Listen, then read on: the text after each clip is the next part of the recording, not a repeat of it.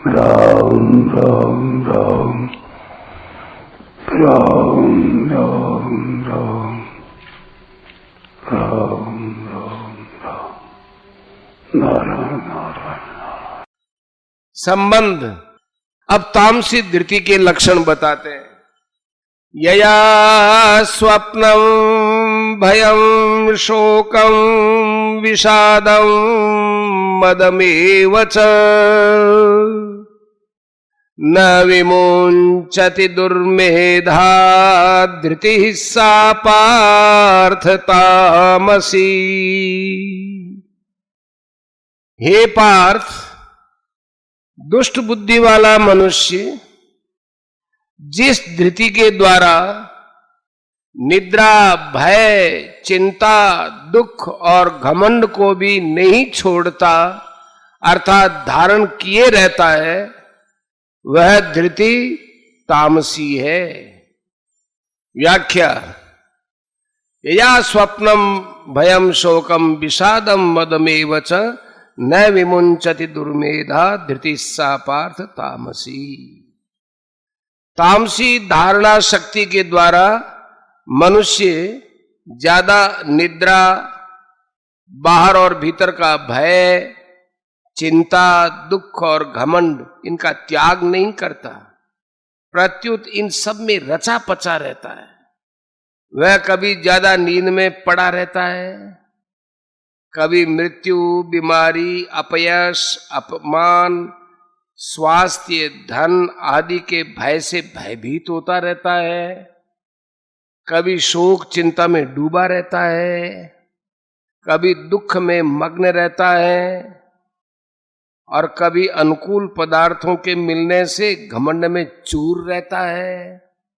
निद्रा, भय, शोक आदि के सिवाय प्रमाद, अभिमान, दंभ, द्वेष, ईर्ष्या आदि दुर्गुणों को तथा हिंसा, दूसरों का अपकार करना, उनको कष्ट देना, उनके धन का किसी तरह से अपहरण करना आदि दुराचारों को भी एवचय पद से मान लेना चाहिए।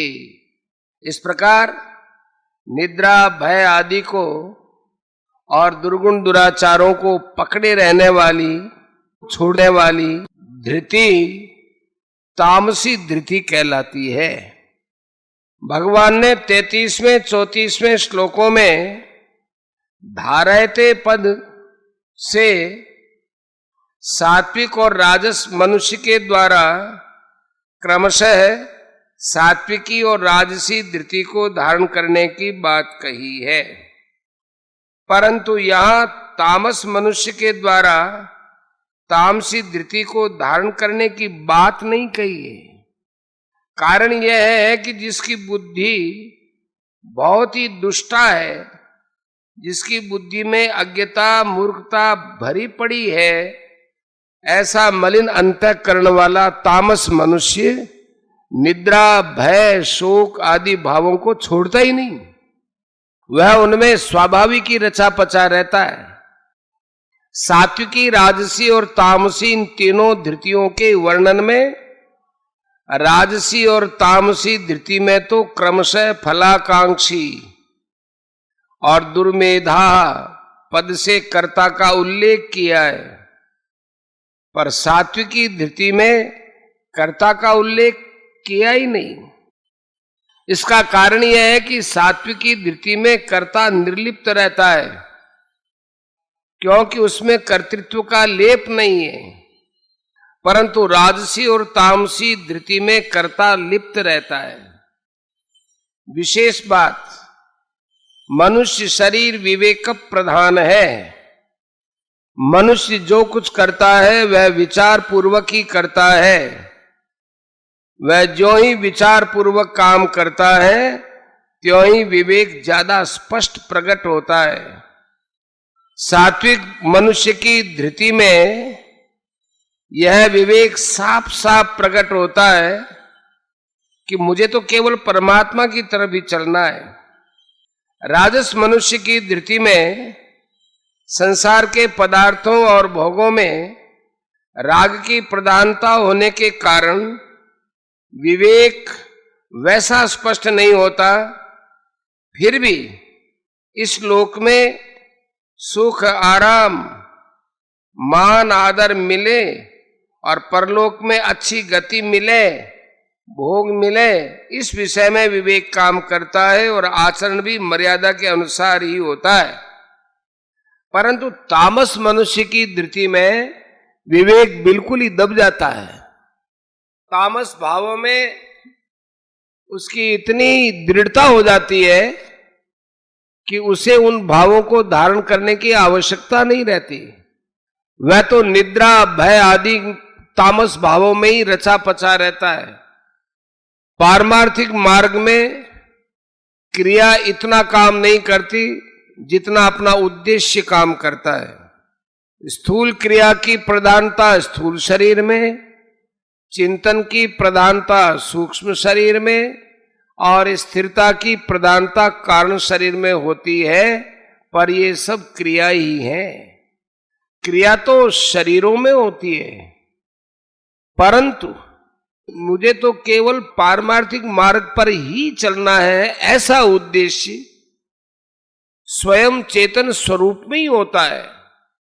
स्वयं में जैसा लक्ष्य होता है या उद्देश्य होता है, उसी के अनुसार स्वतः क्रियाएं होती हैं। जो चीज स्वयं में रहती है वह कभी बदलती नहीं। उस लक्ष्य की दृढ़ता के लिए सात्विकी बुद्धि की आवश्यकता है और बुद्धि के निश्चय को अटल रखने के लिए सात्विकी धृति की आवश्यकता है। इसलिए यहां 30वें से 35वें श्लोक तक कुल 6 श्लोकों में 6 बार पार्थ संबोधन का प्रयोग करके भगवान साधक मात्र के प्रतिनिधि अर्जुन को चेताते हैं कि पृथारंदन, लौकिक वस्तुओं और व्यक्तियों के लिए चिंता न करके तुम अपने लक्ष्य को दृढ़ता से धारण किए रहो। अपने में कभी भी राजस तामस भाव न आने दो, इसके लिए निरंतर सजग रहो। परिशिष्ट भाव, निद्रा, भय, चिंता, दुख, घमंड आदि दोष तो रहेंगे ही, दूर हो ही नहीं सकते, ऐसा निश्चय करने वाला मनुष्य दुर्मेधा कहलाता है। ऐसे मनुष्यों का दोषों को छोड़ने की तरफ ख्याल ही नहीं जाता, छोड़ने की हिम्मत ही नहीं होती। प्रत्युत वे इनको स्वाभाविक ही धारण किए रहते हैं। अधिक निद्रा ही बाधक है। आवश्यक यथा योग्य निद्रा बाधक नहीं होती।